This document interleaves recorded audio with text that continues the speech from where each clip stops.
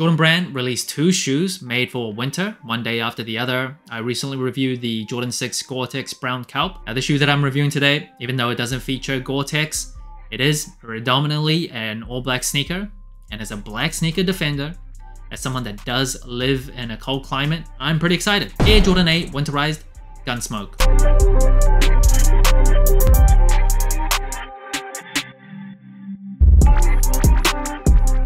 Now the shoe is dropping on November 27th for $210. Pretty expensive shoe. Original Jordan 8s came out in 1993 for a retail price of $125. That is around $280 in buying power today. Now the Jordan 38 that released this year, it actually pays tribute to the Jordan 8. It is the 30th year anniversary of this shoe. So you see the X plate on the 38s. That is a reference obviously to the straps here. And you see the 3 diamonds on the 38s.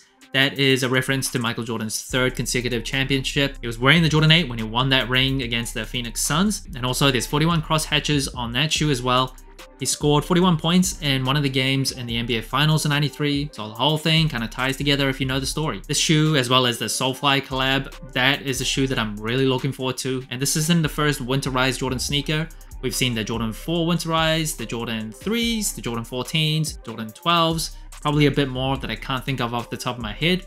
Now this colorway, right off the bat, I love black sneakers, and with the hints of silver and Gunsmoke, I think it works really well. I really like how this shoe looks. It's very reminiscent of the Jordan 8 Chrome, which is a very popular Jordan 8, I think, but with the added practicality, yeah, I really dig it. I really dig it. Now the Jordan 8, again, designed by legendary designer Tinker Hatfield. This is obviously a very different look than the Jordan all the way from 1 to 7s. The 2 straps that you see here, that is obviously the most eye-catching part about this shoe. And I gotta say, I never really loved this silhouette, but the more I see it, again, Jordan Brand gets me with everything. The more I see it, the more I like it. And the upper sole of this shoe, it is pretty much entirely black with obviously hints of that Gunsmoke silver gray color. I really like those 2 combinations. Now the materials of the shoe, the base layer, if you go on Nike.com right now on sneakers, it says it's a premium suede. Doesn't feel as velvety or as plush. So Nike.com's description doesn't mention it's water resistant, but the initial press release did. There's no images of water like on the shoe, like they did with the Jordan 6 Gore-Tex. Overall, it's just a little bit confusing. Now, one thing that is noticeably different is the materials that's used on the strap. So this is very like solid, more stiff materials. I can't quite remember the name to call this material. It escapes me, the word escapes me, but it feels like the tongue that they modified on the Jordan 6 Gore-Tex. So the straps obviously protects against like rain or probably snow as well. And of course, another distinct feature of the Jordan 8, it is the straps near the ankle collar. Someone that's clumsy, too many straps, too many things going on. Just takes me a longer time to put this shoe on than anything else. And it's reflective, not just for looks, also it is reflective for safety. So when you're going out for a run or you're like jogging or walking at night, it reflects so people can see you more easily. And then of course, you'll see this TPU material on the heel of the shoe. I really like how that looks. It just fits in really nicely with the all black upper sole. Now moving on to the tongue, you'll see that Chanel Jumpman tongue. That is pretty standard for a Jordan 8. And around the ankle collar and the padding inside, it is actually thicker lining. So it comes in this kind of fleece material. So it actually keeps your feet warmer. Now caution, that really actually does have a material effect on sizing for this shoe, especially if you're a wide footer. I'll get to size and comfort later, but just keep that in mind. And true to Jordan 8 fashion, it also comes with this inner sleeve, that along with the thicker lining inside, the thicker material, that all affects sizing. And the Jordan 8 does come with a polyurethane midsole with a Nike Air unit on both the heel and the forefoot. And of course, this kind of honeycomb traction pattern. The traction definitely isn't winterized. In snow or heavy rain, it's gonna perform as well as you might imagine. Now this shoe doesn't come with any extra laces. I think it's going for that very nighttime and sleek shadow look, so I'm not complaining too much. I do like free stuff, or like extras, not free, but I do like extras. However, the shoe, black laces, that's probably what I would have just stuck with, no matter what extra laces they came with. Box of the shoe, pretty on theme with the whole colorway. Majority black, nothing special inside. Now in terms of sizing and comfort, I'm a size 9.5 true to size. I do have wide feet. Usually for Jordan 8s, I go true to size and they fit snug, they fit well, the length is perfect. But for this shoe, like I alluded to earlier, because of the thicker lining inside, yeah, it's tight. It's too tight. I should have gone up half a size for this shoe. Should have been smarter about it. I put on the Jordan 8 playoffs and then put this shoe on at the same time. One on each feet. Yeah, doesn't fly. It does not fly. If you don't have wide feet, I think you might be able to get away with just going true to size, but I can't say for certain.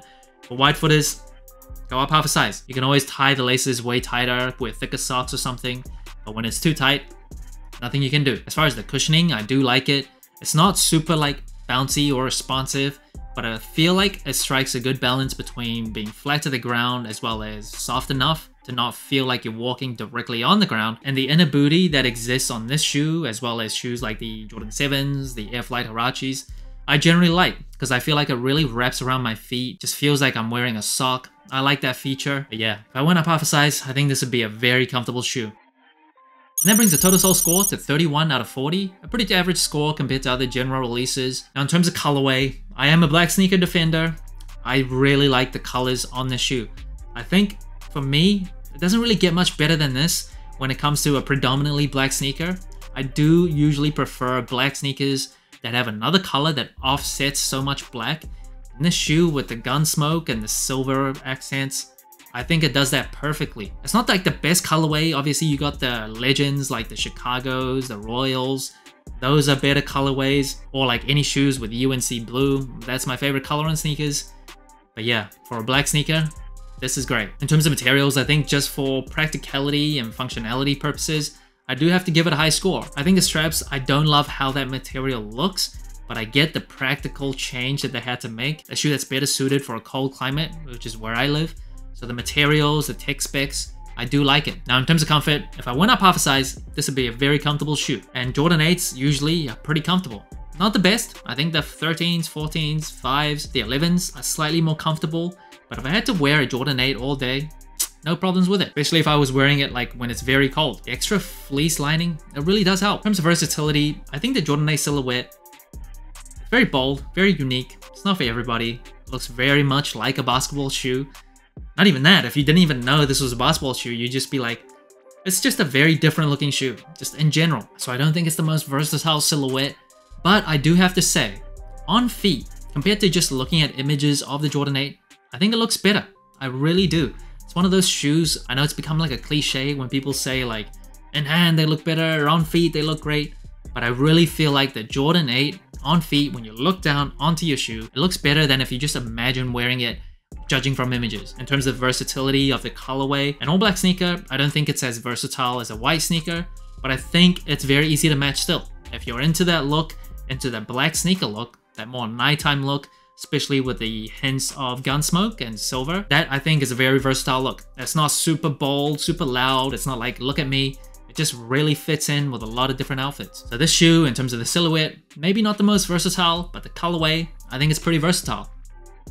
The Jordan 8 does seem to be more of a focus for Jordan Brand lately. I might be just imagining that because recency bias, but I feel like we got the playoffs, we got this shoe, and of course the Soulfly Jordan 8's coming up. And it makes sense, it's the 30th anniversary of the Jordan 8, and even though I don't absolutely love this silhouette, I do appreciate when Jordan Brand doesn't just swap out a bunch of colors on the Jordan 1s, the 4s or 5s, and they give a bit more attention and time to the other Jordan shoes from like 6 to 14. Even though they still do that, it's another story. So I appreciate this shoe. It's not like my absolute favorite.